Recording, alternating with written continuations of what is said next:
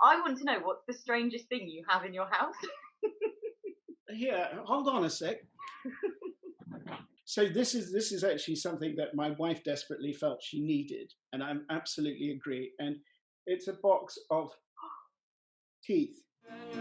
This is Box of Teeth, chewing over the stories behind the books. With our guest. Hi, Jonathan. Thank you for joining me on Box of Teeth. Where are you speaking to us from today? I'm talking to you from upstate New York, about 2 hours north of Manhattan. Fantastic. So 2 hours north of where all the action happens in The Great Mistake, your brand new novel. Listen, you've written this novel and it's all based around the life of one forgotten New York legend, or a man who maybe should be considered a legend, Andrew Haswell Green. And I just wonder, where did you first encounter him? And can you just tell me a little bit about him? Yeah, Andrew Haswell Green's a fascinating guy. I kind of got obsessed with him, but I didn't set out to write about him or turn of the century New York City. I came across this story because I'm obsessed with park benches. I don't know if you know this about me, Nick. I didn't know that. I know there's a bench no. centrally to this story, but I didn't know that there was a general obsession.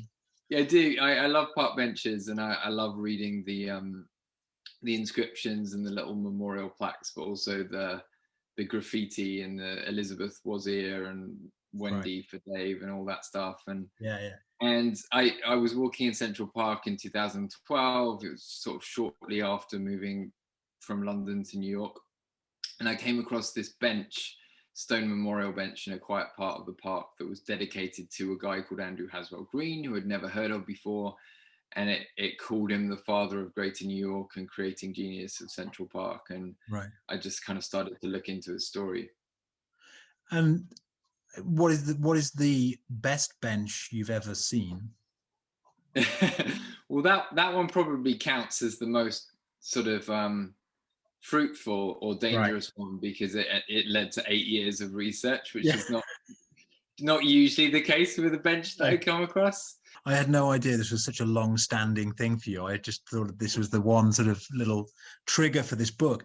So you talked about research then, and one of the things that Andrew Haswell Green was a major contributor to, or could be even held responsible for, was the New York Public Library. So I've got this vision of you for these 8 years, you said, digging around in the archives of the New York Public Library. Was it like that, or is it all based on the internet on your laptop, like everything in these days? How did that process? Because there's a lot of research must have gone into this. Yeah, it did. I mean, the sort of headline points that I could find out after seeing that bench were that he was a creator of modern New York. Without him, there might not be a Central Park, a Metropolitan Museum of Art, a New York Public Library, as you say.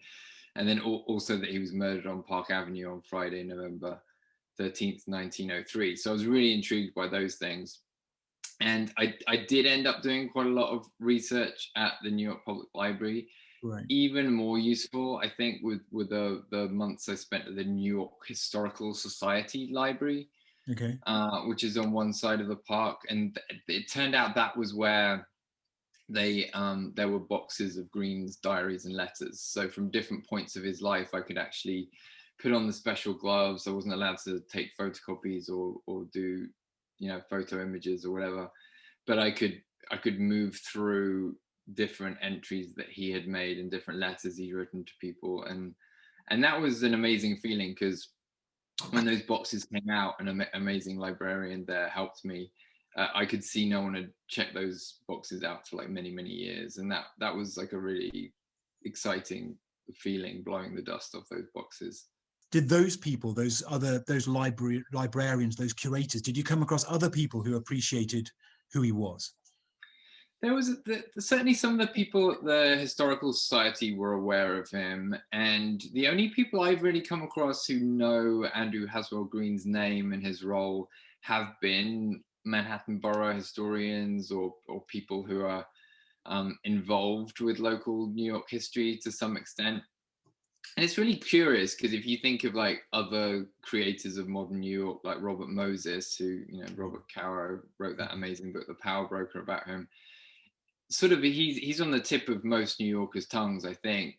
And when I discovered his story, I just assumed that everyone else knew it, and that because I was a new arrival to New York, I was kind of behind the game. But it soon turned out that that people really haven't. And so the question of why he's fallen into forgetting is sort of an interesting one to think about. I like exploring bits of history that have maybe fallen into forgetting, but when you look at them, they sort of seem explosive. They sort of seem like major moments as they're unfolding. Yeah. And I suppose, I mean, someone asked me the other day, like what my definition of literary fiction was, and I'm not sure any of the labels are helpful, and I kind of stumbled my way through the answer, but I've been thinking about it a bit since. And I suppose, you know, a lot of kind of Hollywood storytelling is about taking those big sort of explosive moments around a crime or whatever and amplifying them even more, making them more explosive. But the writing that I like best is it takes maybe a big figure or a big moment from history and then tries to find the quieter resonances underneath. So it's more interested in sort of magnifying the everyday things around it. And I think that's attractive to me.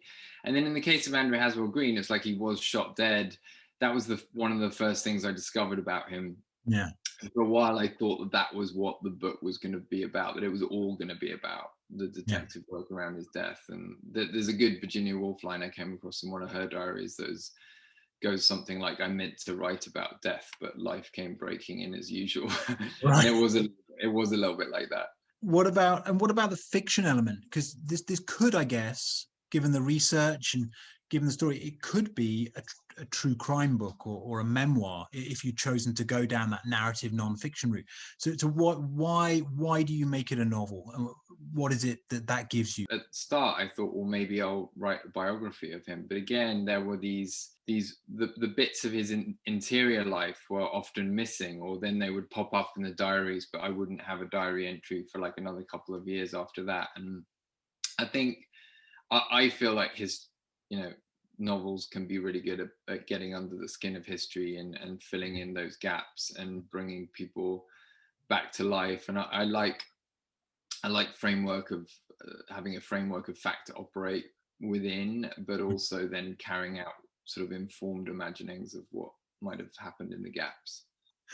And what do you keep on your desk apart from your laptop or your pen or your however you write? I mean, one thing that I always have on my desk is like I don't know if you can see that, but a whole bunch of bubble mixture. Okay. And that's because my office in the house up here doesn't have a lock on the door.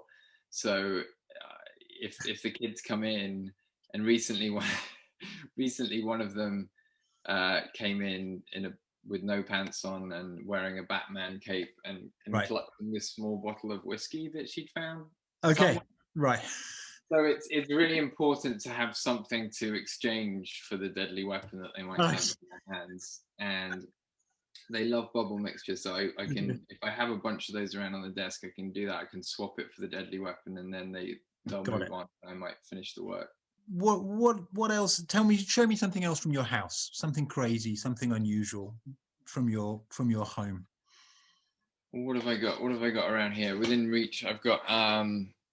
Do you know what this is, Nick? It's a baseball mitt, isn't it? Is that a baseball mitt? It is. It certainly is. Yeah. So I've, New York 10 years. I've sort of finally got into American sports. Got a half American son. Yeah. But even after watching quite a lot of baseball now, I'm somewhat confused by just how big these catcher's mitts are. Yeah, right. Compared to a hand. Yeah, like a lot of things in American sports, it feels slightly oversized. And actually, when I was researching The Great Mistake, I came across some interesting stuff, because there was, I would read a lot of newspaper accounts from the days that I was writing about in a given chapter. And around 1870, you start to see mentions of baseball mitts, because so many players have broken fingers out there in the games. And that there's one of the first players got sort of teased for wearing buckskin mittens in the New York Times, and I sort of my wife got me one of these gloves soon after. What about this move to the US? I want to know how that has been from a writing perspective. So purely from writing. It was interesting moving to New York. It was sort of energizing in some ways. I think, to, you know, come across the culture of small magazines over here, especially. Like, I started to work for places, journals like A Public Space and the Paris Review and Guernica. And for my first couple of years in New York, I was really editing for those kinds of magazines, or writing for those magazines a lot. And I do love that culture around small magazines and Yeah. and the history of small literary journals in America. And that's something that I feel like we, you know, at least now in the UK, we have the White Review and we have Granta, Yeah. but hopefully over time, some more of those will come back. I think the literary magazine scene is, you know, we actually got a shop now here in Bath called Magaleria, which is a great store which just sells, you know, great magazines, great periodicals, all kinds of genres, and it's kind of interesting how much that's booming again, certainly more than, let's say, 5 years ago. Listen, Jonathan, you and I were both lawyers in London around the same time, and then we both, I think I stuck it out a tiny bit longer than you, but there's not much in it, I don't think. When you look back at that time working in a city law firm, what's the best thing that gave you for your current career? I mean, maybe it's a bit of a boring answer, but I do think it makes you really good at organizing your time and realizing something about how precious time is. I mean, I remember like a sort of the horrifying first day briefing where we were told that you bill your time to clients in 7-minute units. It seemed so absurd, but you know, as I decided over the course of like several years working in law that I really wanted to be writing, I think for a long time I told myself like, oh, I need the whole day, otherwise I can't do any writing, or I need the whole week, or I need the whole month. And like many people, I was making a lot of excuses to myself about why I wasn't writing. Yeah. And there was something in that idea of like stealing 7 minutes here and there that became quite useful to me, I think. And I still think that way a little bit. I look at the clock and I know I have a meeting or something coming up in just 10 minutes, but I can still get something done in those pockets, and that's been kind of useful. Let me just ask you a question about books and what inspired you. Do you have a book that is somehow a talisman for you, that you reach for all the time, that you reread, that is of particular importance to you, that you can just share? Yeah, I do. The Stone Diaries by Carol Shields. I don't know if you read that book before. I haven't read it. It's actually studied by one of the courses here at Bath Spa Uni, so I'm really familiar with like the sort of the framework of it, but I have never read it. Oh, that's great. That's great that it's being studied over there, because I feel like, I mean, it's by a Canadian writer, Carol Shields. It won a Pulitzer and I think a National Book Critics Circle Award probably in the mid-90s. I feel like it's very underread today. You know, it's rare for me to come across someone who's read it, but it's the story of a character called Daisy Goodwill.